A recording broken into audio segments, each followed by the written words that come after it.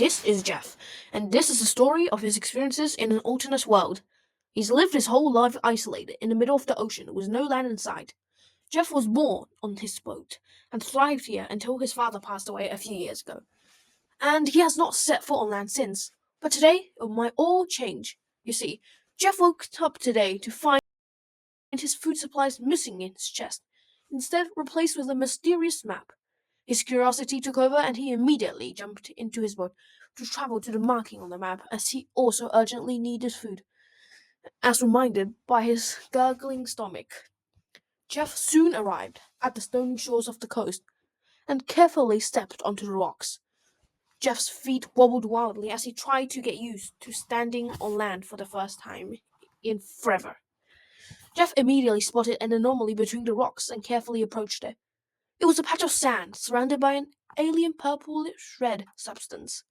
Jeff observed a chest lying upon the sand and carefully slid the lid open. Suddenly, the sand slid out under his feet and he plummeted into the darkness below.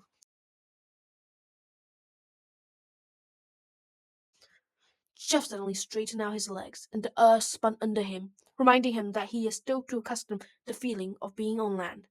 Jeff opened his eyes and abruptly gasped at his sight.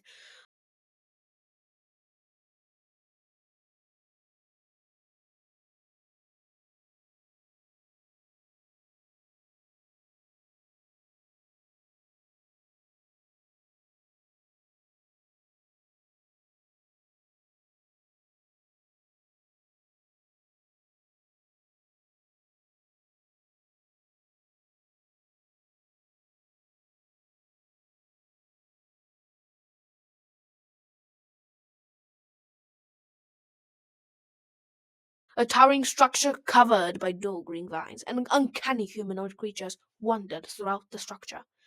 The centerpiece of the building is a shiny, humongous copper furnace placed there for an unknown purpose. His curiosity again got the best of him, and he ignored the portal behind him where he presumably came from and started exploring. There were a barrel and a bed inside the room. There in the barrel he found a note, presumably written by the last occupant of the cell, which informed him about the use of the furnace. Firstly, we need to know these monsters that inhabited the building were called drowns, and they worshipped the furnace as it provided them with nautilus shells, their favorite food source. As long as the furnace was provided with a sacrifice, the drowns will be blessed to harvest a sufficient amount of shells. The writer of the note has also left some blocks in the pickaxe so that the next people to stumble by could escape, like the writer presumably did. Jeff used the pickaxe to easily break open the wall and used his divine parkour skill to jump around the walls and eventually reach the smokestack on the building, which connected to the furnace.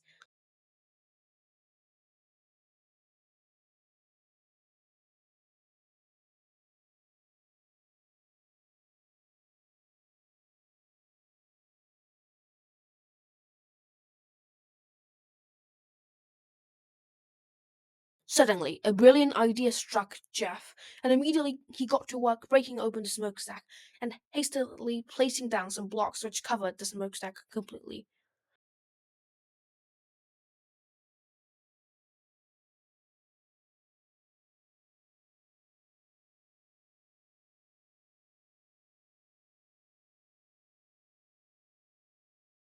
The buildup of gases eventually proved to be too much for the furnace, and it obliterated, taking down the drowns with it.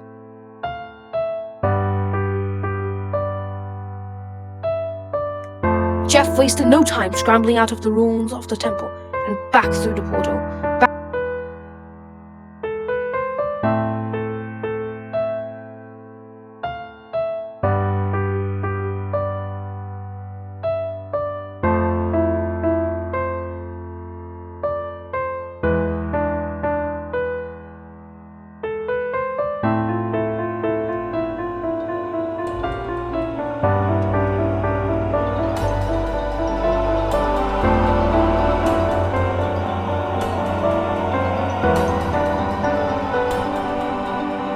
Back into the welcoming shores of the rocky coasts as he rode straight back to his boat.